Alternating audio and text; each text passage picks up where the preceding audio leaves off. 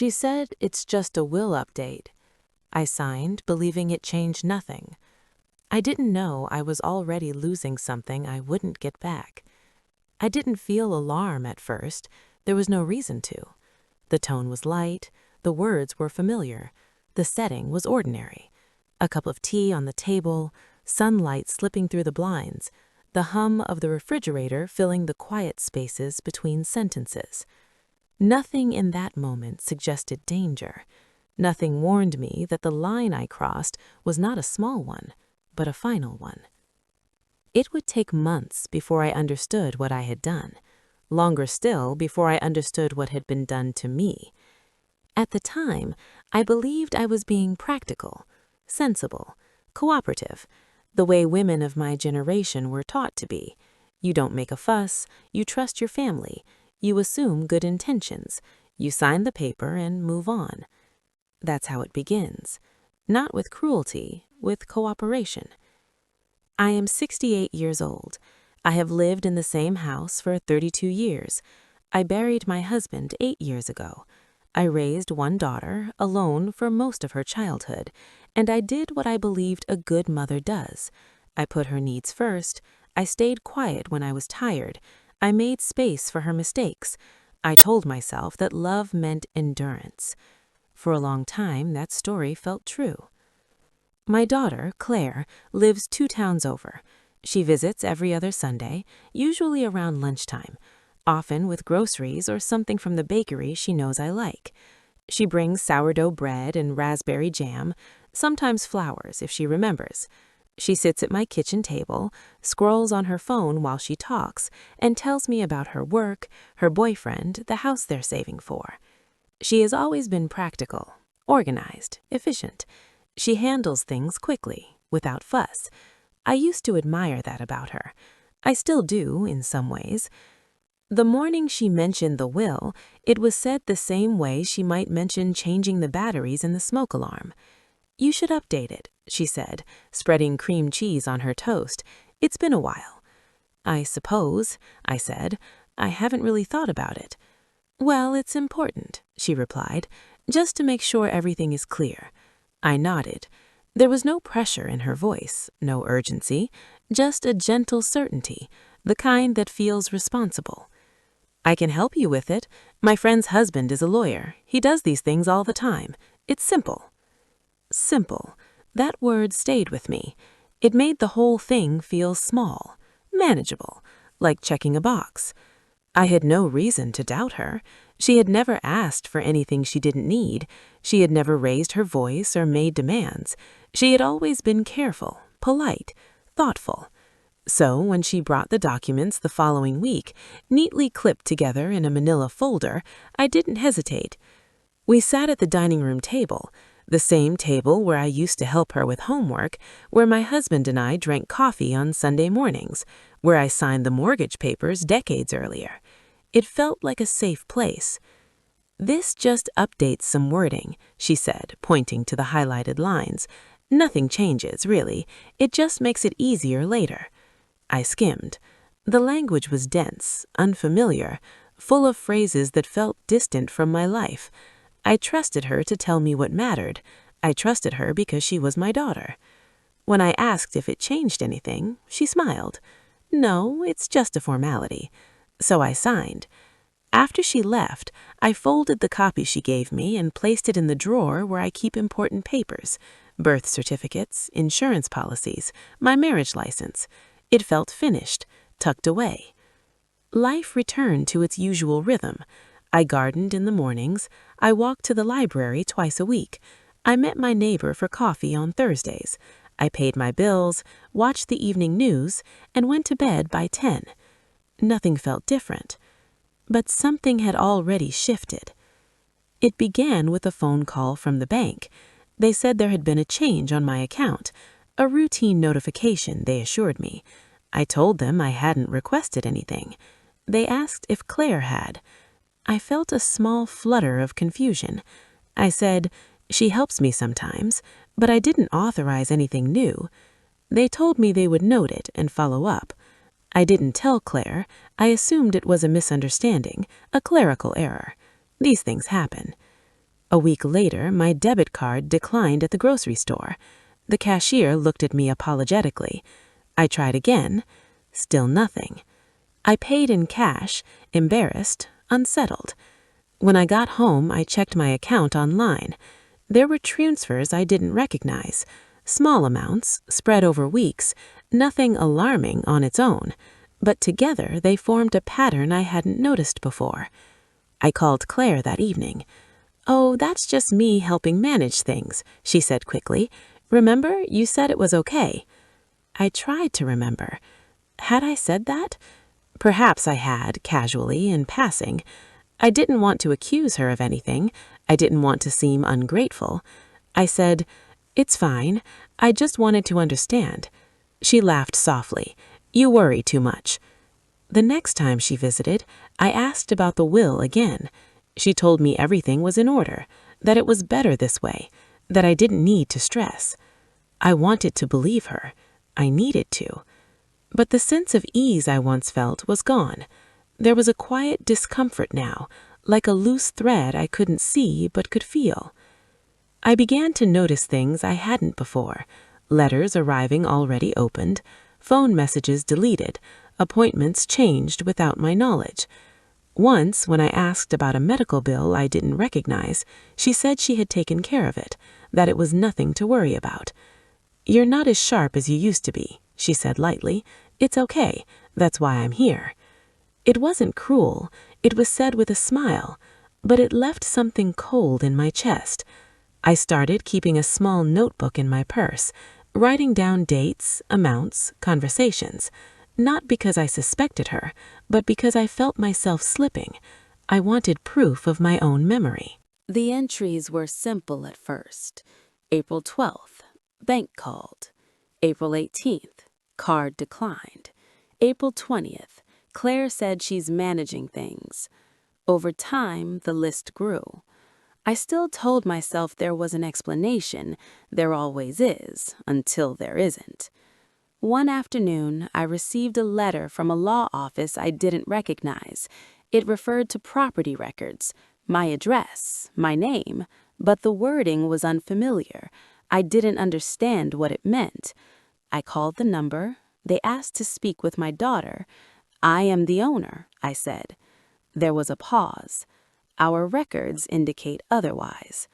The room felt suddenly smaller, the walls closer, the air heavier. They told me to come in. I sat at the table long after the call ended, staring at the grain of the wood, trying to understand how something so important could change without my knowing. That night, I pulled the will from the drawer. I read it slowly, carefully, with the help of a dictionary. Each page felt heavier than the last. The words I had skipped before now stood in sharp relief. I had not just updated my will, I had transferred authority. I had given away control. I believed it changed nothing. I was wrong. And this was only the beginning. I closed the folder and placed it back in the drawer. My hands were steady. My heart was not. For the first time in my life, I felt like a guest in my own home, and I didn't yet know how far this would go. I didn't sleep much that night, not because I was afraid, but because my mind kept circling the same quiet question: how did I let this happen? I made coffee at dawn, the way I always did, 2 scoops, a splash of milk. I sat at the same kitchen table where Claire had slid the papers toward me. The house looked unchanged, but it felt different now, as if it were waiting for instructions that no longer came from me. I decided not to confront her right away. I needed to understand first, not emotionally, legally. The next morning, I drove to the law office whose name was on the letter. It was a small brick building near the courthouse with a flag out front and a row of maple trees along the sidewalk. I parked across the street and sat in my car for a full minute before going in. Inside, the air smelled faintly of paper and lemon polish. A young woman behind the desk asked my name and handed me a clipboard. I wrote it carefully, the way I used to sign my name when it still felt like mine. The attorney, Mr. Harold Jennings, was in his early 40s, polite, with glasses that slipped down his nose when he spoke. He read the documents in silence for several minutes, then folded his hands. "Mrs. Turner, your daughter was granted durable power of attorney." The words sounded formal, harmless, but they explained everything. "He has legal authority to manage your finances, property, and medical decisions if needed," he continued. The document was notarized and filed. "I didn't know," I said. "She told me it was only a will update." He looked at me carefully. "Did you read the document?" "I skimmed," I admitted. "I trusted her." He nodded, not unkindly. "That happens." He explained that the authority could be revoked, but it would require new paperwork and possibly her cooperation. He also said that the transfer of partial ownership of my house had already been recorded. It felt like listening through water. The words reached me, but slowly, distorted. "Why would she do this?" I asked, more to myself than to him. He didn't answer. He didn't need to. I left with copies of everything. I held them against my chest like something fragile. On the drive home, I noticed every house I passed, every mailbox, every porch. They all seemed solid, rooted. Mine no longer felt that way. Claire came over that Sunday as usual. She brought groceries and set them on the counter. I waited until she sat down. "I went to a lawyer," I said. She froze for just a second, then smiled. "Why?" "Because I don't own my house anymore." Her smile faded. She sighed as if I were being difficult. "Mom, it's just paperwork. It doesn't change anything." "It changes who decides," I said. She leaned forward. "I'm only trying to help. You need someone to handle these things." "I was handling them," I replied quietly. She looked away. "You're overreacting." That word again, overreacting. It made me feel small, foolish, invisible. I told her I wanted the authority revoked. She shook her head. "That would complicate things." "Things for who?" I asked. She didn't answer. That night, I locked my bedroom door for the first time since my husband died. I began moving my important papers to a safety deposit box at the bank. I changed my online passwords. I canceled automatic transfers. Each small step felt like reclaiming a piece of myself. Claire noticed. She called more often. Her tone sharpened. "You're making this hard," she said one evening. "I'm making it clear," I replied. The next letter came from her lawyer. She was contesting my attempts to revoke the authority, claiming I was confused and being influenced by others. I stared at the words for a long time. Confused. Influenced. It felt like being erased. I hired my own attorney, a woman named Susan Miller. She was in her 60s, with silver hair and steady eyes. "You are not helpless," she told me, "but you have to be firm." We filed the revocation. We contested the property transfer. The process was slow. Each step required proof, signatures, waiting. Claire stopped visiting. She sent texts instead. Short ones, sharp. "You're breaking my heart. You don't trust me anymore. I was only trying to protect you." I read them without responding. One afternoon, Susan called. "They've agreed to mediation," she said. I sat back in my chair, feeling both relief and dread. The meeting was set for the following week. That night, I walked through my house, touching the walls, the furniture, the framed photos. I realized how close I had come to losing not just my home, but my voice. I didn't know what would happen next, but I knew I would no longer stay silent. The mediation took place in a quiet office building across from the county courthouse. The waiting room was painted a soft beige, the kind meant to calm nerves. I sat with Susan on one side of the long table.